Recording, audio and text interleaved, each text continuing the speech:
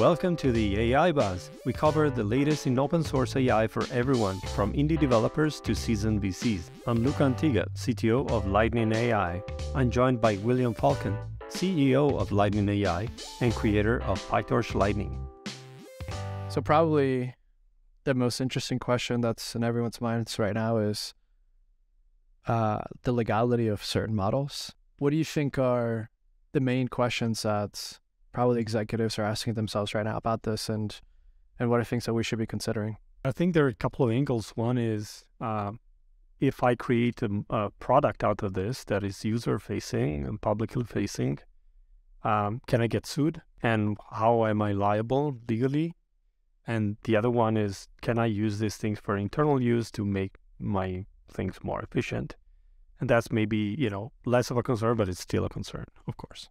Why do we think companies are changing licenses and moving away from Apache and kind of coming up with all these, alternative licenses for open sourcing models? It's really a recent thing. I believe it started this year. I actually haven't seen it before. Maybe you have, but I've been paying attention to this stuff since 2015, 16. And this is the first year where it's become a thing, apparently. The first piece of the answer is, what licenses do datasets have? And this is very, so if it's your data and you licensed it, or if it's yours and you collect it yourself, then you have nothing to fear or to worry about. But if you use one of the open source datasets that are out there, then the fact that they're really open source is being reevaluated. For example, Common Crawl, which is obtained by crawlers across the internet, is known to contain at least dubious content with respect to copyright. And this is, I think, the reason why Facebook licensed Llama as a research only, because they could not ensure that the data it was trained on, which contained also Common Crawl, among others, was actually licensed in a kosher way. Other institutions are not that careful, and this is an oddity, right? Because Meta is licensed for example, for Segment Anything. Meta licensed all the millions of images that they use for training, so they could do it, and so they licensed everything, weights and code, as Apache 2. So the reason why they didn't license Llama in the same way is probably because there was no way to ensure that the data that Llama was trained on, it can actually be considered as, open in any way from a legal standpoint. If you go to the pile, for example, I read a very interesting thread on Twitter where one of the leaders of Elither AI was discussing about the pile, which is another data set for large language models, and they were saying the pile is unlicensed.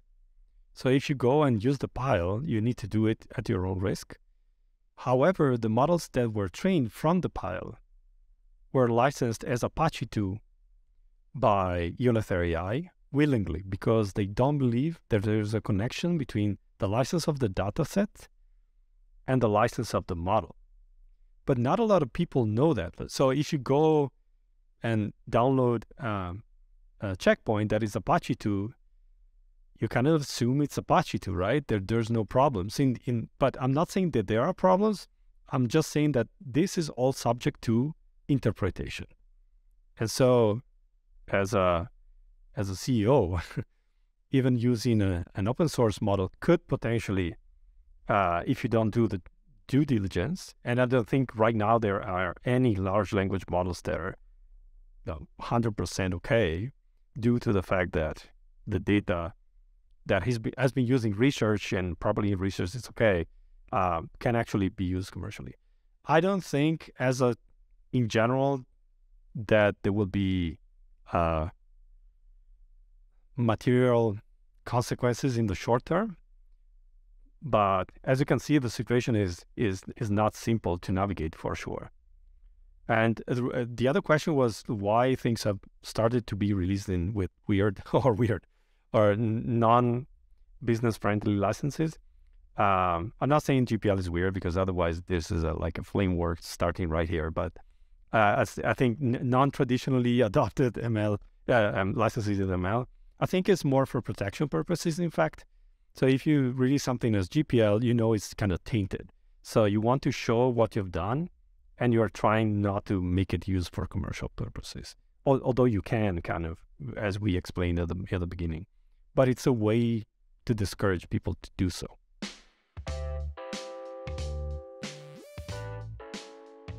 So what are you to do if you're the CEO or, director of AI at a major Fortune 100 company, and you want to use LLMs right now, and you're looking at open source?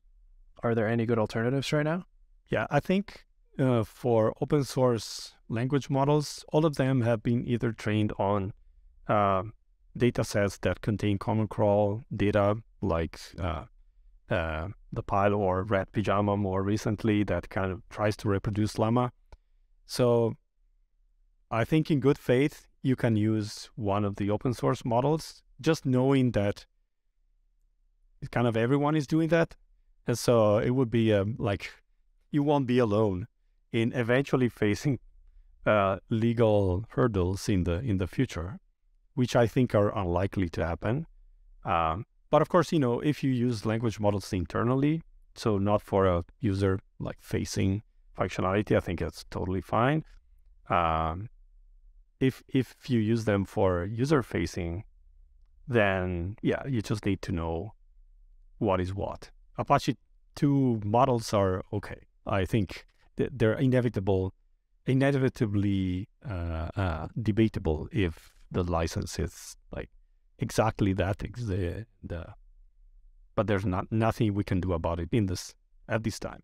Maybe when training large language models become less about the data, more about the reasoning, then we'll be able to not use those massive amounts of data to train them. But until that time, I think it will be hard. How many years until the legal side catches up? I assume that, there's a few big lawsuits out there right now that will probably set a precedent.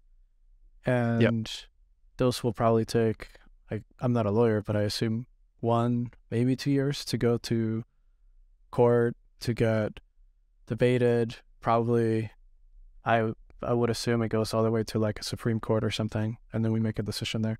That will take multiple years. And I guess maybe we can look at crypto to see what's happened, but probably crypto broke all sorts of laws and hasn't really caught up with them yet. As of maybe last October, I guess it did, but yeah, I'm not sure. Like, I think most of the focus now is on the creative industry, right? So images, audio, video, movies. So when you have things that, you ask the thing to generate an image of a soccer match, and there's this logo of the TV on the corner, and you can recognize, it's not exactly that, but you can kind of recognize that. And there are some examples like that. Then, it amounts to how much your model actually memorized and can regurgitate exactly what it memorized. And that's a problem. Because even from an ideal perspective, like the fact that there's some material out there that you consume as a human. So I read a page that is copyrighted. Now I read that page, I have it in my head, and then I write an essay talking about the page. I'm not infringing the copyright of that page. It's not that it's secret, it's public. And the moment it's public, I can introspect its content and produce new content that is kind of inspired or comments on the topic that original piece was explaining. So if large language models are re-elaborating information in creative ways, then it's not entirely clear from a legal perspective what you can or cannot do. It depends on how you consider LLMs to be, I think, because it's not an exact transposition of that content. It can be informed by it, but it's not an exact transposition. I'm pretty sure that copyright law has some sort of metric for, how close to the original source you're reproducing as opposed to kind of re-elaborating. So I think that if we can avoid language models to reproduce exact content exactly, or image generation models to represent content exactly, then I think legally it's uncharted territory, 100% from a copyright law perspective, as far as I know. Throughout history, I guess we've had to always adjust laws to account for the new innovation. So what's a maybe recent example that we can think of that parallels this right now? The 80s brought the first sampling machines in the music industry, and you get a guitar lick in a hip hop song. But that's recognized. That's exactly that thing. Maybe it's processed, maybe it's filtered, but that's exactly it, which is different from a model internalizing the high level concept of the thing and then spitting it out in a completely different way, which is unrecognizable. It's not related to that one thing, but to that one plus 1,000 things, and it comes up with a completely new leak. Does that characterize as using a sampling thing? So how do you relate back? It's impossible, I think, unless it just produces that same leak. In the sampling, what happened? If you sample a song and you come up with a R&B version of it, is it a derivative? I guess, are you good? Yeah, it is. I think you need to license it. You need to go to the author and pay for that lick. Something that I see with songs is maybe not relevant, but people do covers, and when they do that, it's in their own style, and then now they have the license for it. For the execution, yes. Not for the original composition. I see. Interesting. So switching topics a bit to the weights. So again, the weights are like the engine of the car. I guess this applies to that. So let's say I take Llama, which is like a bespoke research license, and I fine-tune it with my own data. So, the weights are the engine of the car again, and fine-tuning is like me giving it another 100 horsepower so that it can work better for my use case, right? What happens? Is the license... Did I change the license? Suppose you can compute the delta weights. So one practice that I've seen is that people, using low-rank approximations, compute weights on top of the frozen model. And those weights, which are like modules that get added on top of the frozen model, are released with different licenses compared to the initial one. And so when you download one of these, they also tell you, go get your Llama weights, do it yourself, so we don't redistribute it. But then we will redistribute the layer that goes on top of that. That is okay, although you might argue that the fact that the weights, the adapter or LoRa or low-rank approximation, whatever fine-tuned weights you use, the fact they are that way depends on the fact that the base model catches or doesn't catch in certain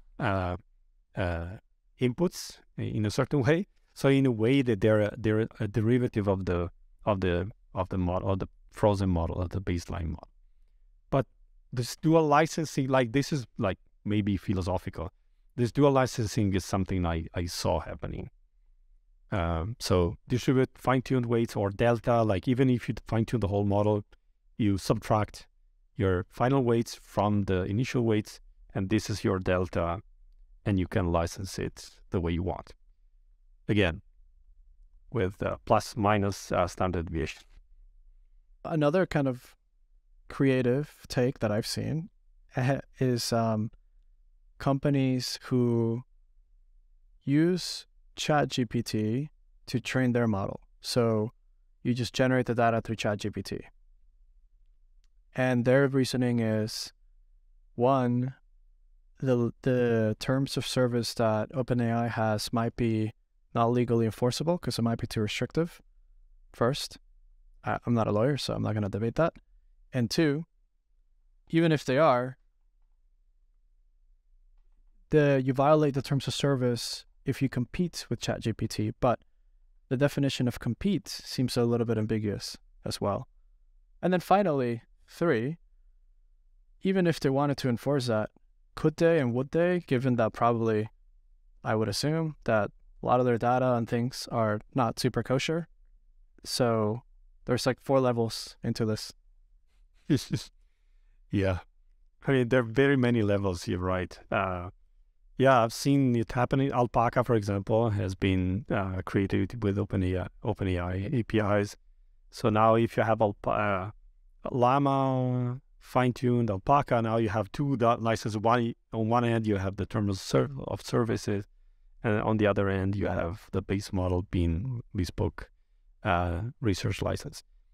But even the BART model from Google, at some point, somebody found out that it contained like ChatGPT kind of like derived data, and Sam Altman allegedly said, yeah, or was yeah, allegedly, yeah. Is this real? Yeah. Irrespective of the fact that it's real or not, I think Sam Altman responded and said, "I'm not gonna sue, even if Google did it. Like, I don't care." I think the bottom line is that yes, you're right. If you start opening the box, and if you sue your neighbor because he built a shag in his garden, and you built a shag in your own garden, then you can be sure that you'll be sued for the shag in your garden. I think we're at the precipice of a legal year in AI. I believe that a lot of companies are going to file more lawsuits this year. And probably the thing that stifles innovation a bit is what happens to those lawsuits in the next few years. I guess the main consideration that I have is mostly for companies on how do you navigate this and, not take any chances. I think for startups, I guess they are more likely to be okay with that. But if you're a Fortune 100 company, you don't want to have a $3 or $4 billion liability on your balance sheet. I think there's a couple of directions that we can see in the ahead of us. One is that smaller models trained on a lot of data seem to be capable enough to do things that are useful. And what is also happening is that I saw Wizard something model that was trained using a curriculum of increasingly hard problems that was fine-tuned, not pre-trained. So you start from a pre-trained model and then fine-tune it on an increasing of problems of increasing complexity, which, by the way, they were created using a language model. But that exhibits, even if you run it, I think, on top of the Llama 7 million, you start getting closer to the kind of answers that ChatGPT gives you. It may not be like on certain data set, it outperforms ChatGPT. On certain other things in general, doesn't. But it's a good indication that using maybe less data of a certain like crawl kind and more quality data, and also more quality curricula for models, where you stop kind of predicting the next word and you start doing something a bit more elaborate, using even reinforcement learning to rank and so on, might produce smaller models that are capable enough to be useful. And I think this is very interesting for companies because they would put themselves in full control of what these things are trained on. So I think there will be a strong push towards maybe not going massive, but going more smart.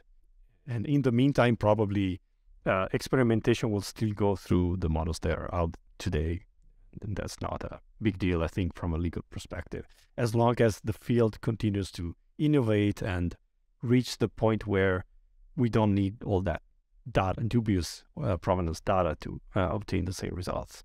Yeah, I agree. So I think to summarize, if you're a big company or really a company that's adopting AI now and you're kind of trying to figure out what to do, I think you can position yourself successfully to think about not having one massive model, but a bunch of small kind of personal models, I guess, that are all super focused on very specific tasks. And you'll have fewer models than you have today. If you have 2,000 models in production today, you'll probably have maybe 50 or 100, but they'll be very, very good at what they do and they'll be focused.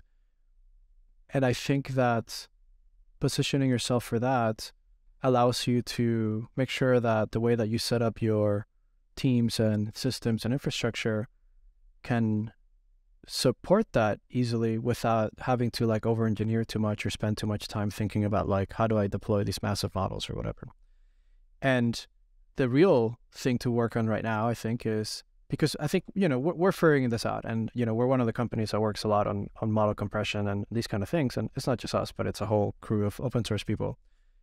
We're figuring this out. And I think this year we will figure it out how to do it pretty well. I think we're kind of already there in a lot of places, but probably the thing that as a company CEO or CIO can do to position themselves right now is really think about the data, because that's really the value, right? So is your data kosher? Did you get it correctly? It's your internal data. Did you clean it well?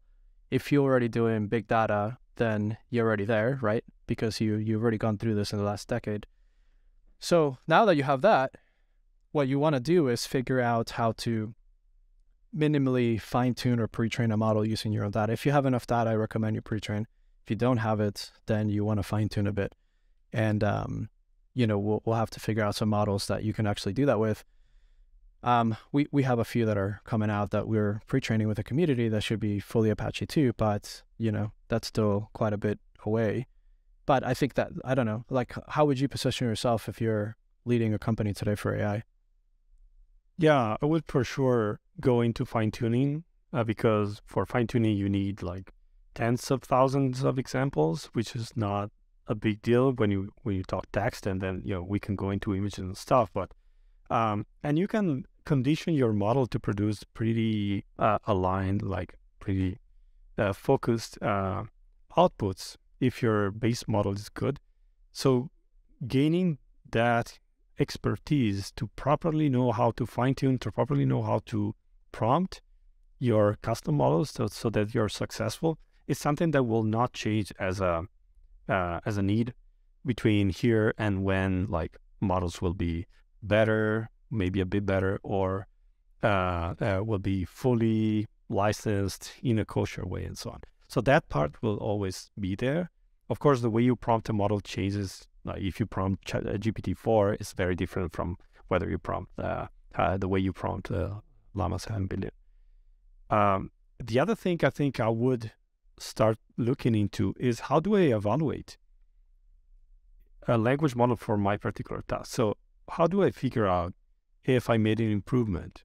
And so fine-tuning on different data will also allow you to understand what is the benchmark, even internal benchmark, that it can use, an infrastructure to run those benchmarks that you can use to evaluate whether something is good or bad, whether it has high chances of going off the rails, and so on, because that will be a specific skill that you will need to develop if you want to adopt large language models, plus the POC, like flashy demo kind of point.